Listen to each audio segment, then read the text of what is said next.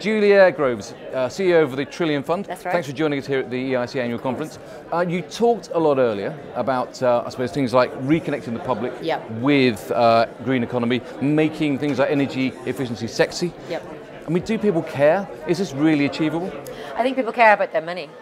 I think they care about their energy bills from that point of view, and I think they're a bit confused about where to start. So the opportunity, I think, is to try and find a way to get people to move their money into projects, infrastructure, energy efficiency included, where they can actually see a return in a sensible timescale and feel like they're making a profit and making a difference. But we are also seeing, I mean, the National Infrastructure Plan was published today.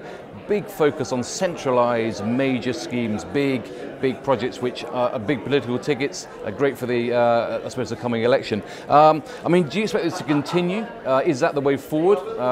Should it be centralised, or should we be moving away to a new way of thinking about Well, I think people are keen on investing in real things. We're essentially a property nation. We like stuff. Tangible, real things you can look at and you can touch.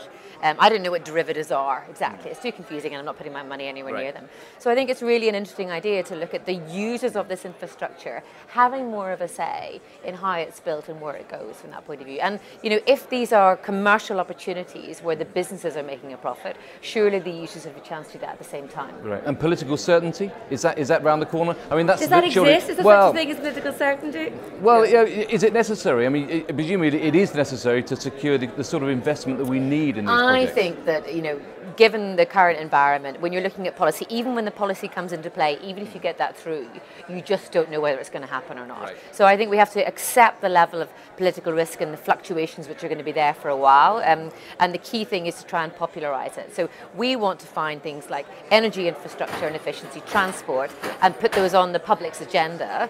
And if they are doing it because they think it's a great thing to do with their pension pot, they'll be much more engaged and much more likely to vote in favour for policies that support their pension. Right. But when I speak to bankers, what they generally tell me is there's lots of money, lots and lots of people who want to put money into infrastructure, but a lack of good quality projects. Is that true?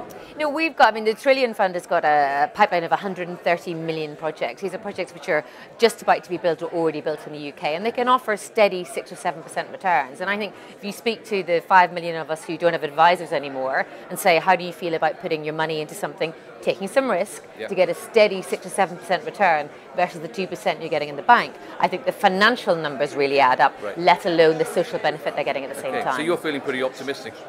I'm feeling really optimistic. I really feel that we are have a huge inflection point in finance. I think money is key to all of this, and money is really changing very quickly.